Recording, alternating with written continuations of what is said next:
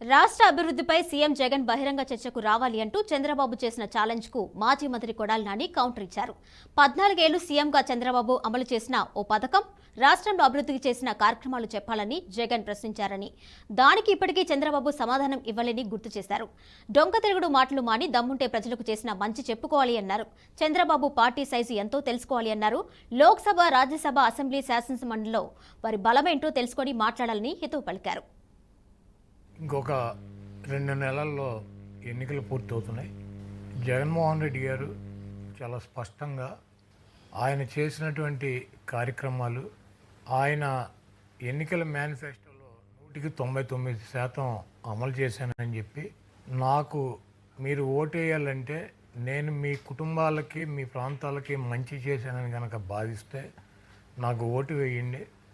ఈ 5 సంవత్సరాల్లో చంద్రబాబు నాయుడు చేయలేకపోయినది జగన్మోహన్ రెడ్డి గారు చేసింది.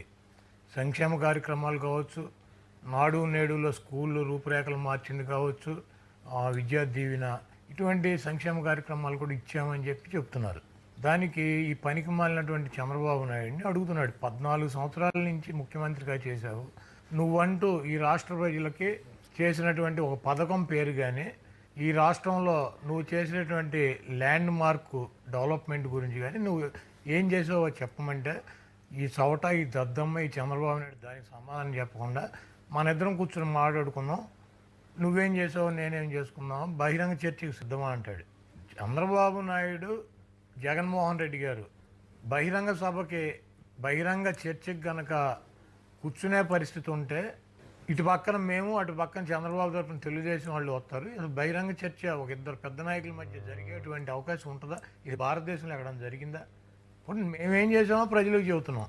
జగన్మోహన్ రెడ్డి గారు నా పరిపాలన బాగుందంటే నాకు ఓటేయమని చెప్పి చెబుతున్నాడు. నువ్వు కూడా దమ్ముంటే, నువ్వు మగాడివి అయితే, నువ్వు 14 ఏళ్ళ నువ్వు ఏమైనా చేస్తుంటే, నేను ఈ రకంగా ఈ కార్యక్రమాలు చేశాను, ఈ నా ల్యాండ్ మార్కులు, నాకు ఓటేయండి, నాకు ఎందుకు ఓటేయరని చెప్పి ప్రజలను అడుగు. నువ్వు ప్రజలు కదా న్యాయ నిర్ణేతలు, మీ ఇద్దరు మాట్లాడుకుని ఎవరు సీఎంగా ఉండాలి మీ ఇద్దరు డిసైడ్ చేసుకునేది కాదు కదా ఇది అనే ఒక ఎక్స్ అంటే మాజీ, ఈయన కోసమే ఆ ట్విట్టర్ పేరు కూడా మార్చినట్టున్నారు ఎక్స్ అని. మధ్యలో ఈడేవాడు పొగోడి వీడితో